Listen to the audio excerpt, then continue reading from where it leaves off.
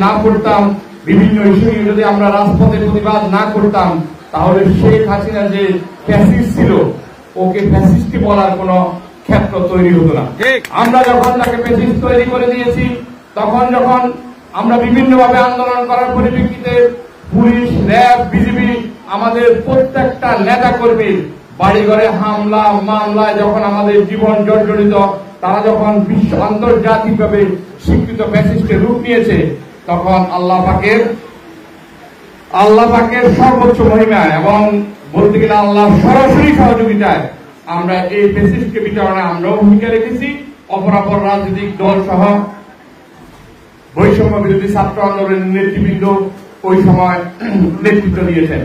এটা একটা রাজনৈতিক কৌশল ছিল, কারণ আমরা যখন আমাদের সকলের ডাটা, আমাদের প্রত্যেকটা ইউনিয়ন এবং ওয়ার্ড লেভেলের নেতৃবৃন্দ পর্যন্ত যারা ডোনার, যারা দলের দায়িত্ব পালন করে, যারা বিভিন্ন প্রতিরোধ গড়ে তুলতে পারবে, এদের প্রত্যেকটা লিস্ট ছিল।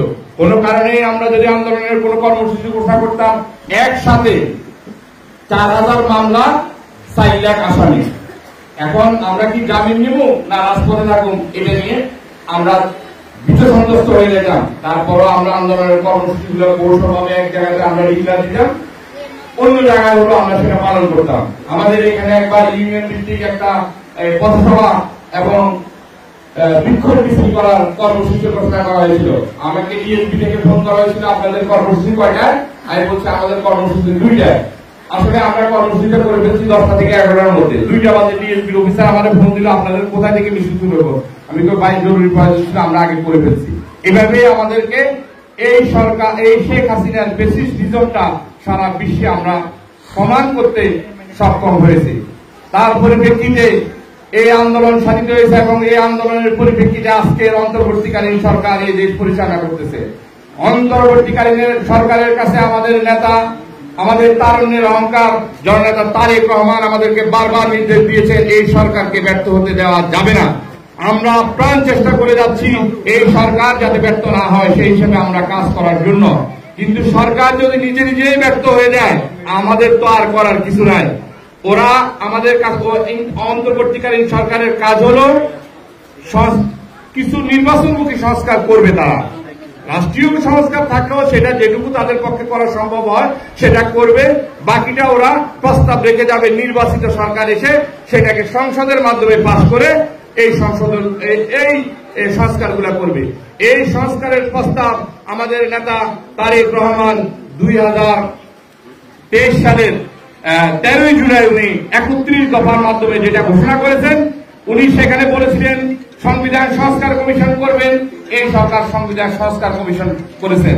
উনি বলেছেন এই দেশে নির্বাচন কমিশন সংস্কার কমিশন করবেন, এই সরকার সেটা করেছে। এগুলা সরকারের নতুন কিছু না, জাস্ট আমাদের নেতার যে ধারণা, আমাদের নেতার যে প্রস্তাবনা ছিল, সেগুলো থেকে উনারা এগুলা বাস্তবায়ন করতে চেষ্টা করতেছেন। যখন আমরা 2023 সালে এই সংস্কার প্রস্তাবের ঘোষণা আমরা করি, তখন কিন্তু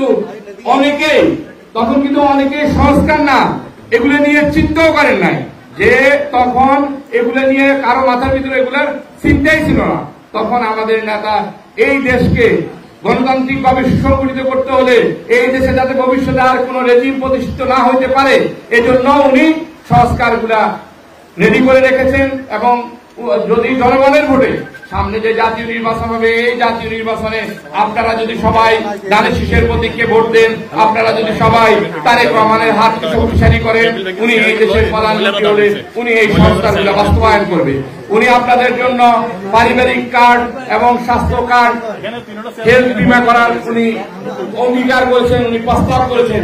ইনশাআল্লাহ আল্লাহ যদি উনাকে এই দেশের প্রধানমন্ত্রী এবং পশ্চিমাঞ্চল যুবদলের বিপ্লবী সভাপতি, নোয়াখালী জেলা বিএনপির অন্যতম সদস্য জনাব আব্দুল মান্নান ভাই আমাদের মাঝে উপস্থিত আছেন।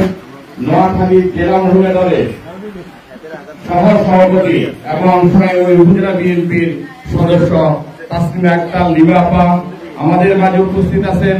সোনাইমুড়ি উপজেলা ছাত্র দলের সিনিয়র যুগ্ম আহ্বায়ক মাইনুল হাসান আমাদের মাঝে উপস্থিত আছেন। কাবিলপুর ইউনিয়ন থেকে নির্বাচিত চেয়ারম্যান, শাহবাগ উপজেলা বিএনপির সাবেক সাংগঠনিক সম্পাদক সেনবাগ উপজেলা বিএনপির যুগ্ম আহ্বায়ক, আন্দোলন সংগ্রামের অন্যতম প্রিয় মুখ জনাব মমিনুল্লাহ মমিন ভাই, সামনে উপস্থিত বাংলাদেশ জাতীয়তাবাদী মহিলা দলের বিভিন্ন অঞ্চল থেকে আগত আমার প্রিয় মা ও বোনেরা, সবাইকে আমার ব্যক্তিগত পক্ষ থেকে এবং আমার প্রান্তীয় সংগঠন বাংলাদেশ জাতীয়তাবাদী দল সোনাইমুড়ি উপজেলা শাখার পক্ষ থেকে বিপ্লবী শুভেচ্ছা ও অভিনন্দন। আপনারা জানেন বাংলাদেশে একটা ফ্যাসিস্টিজম ছিল, যেটা যেই মাফিয়া সরকারের প্রধানমন্ত্রী ছিলেন, অবৈধ প্রধানমন্ত্রী ছিলেন শেখ হাসিনা।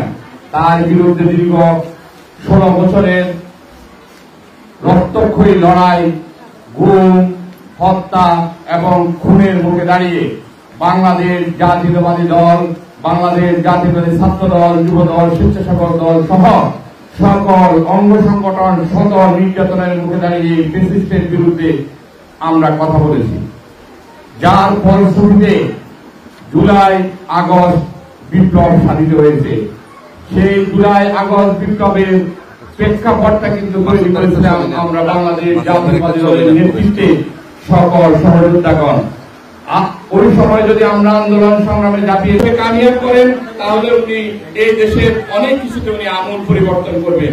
উনি দুর্নীতিমুক্ত সমাজ গড়ার জন্য আমাদের দলের মধ্যে যে সমস্ত দুর্নীতিবাজ নেতা আছে, উনি তাদেরকে ইশারা ইঙ্গিতে বয়কট করা শুরু করে দিয়েছেন।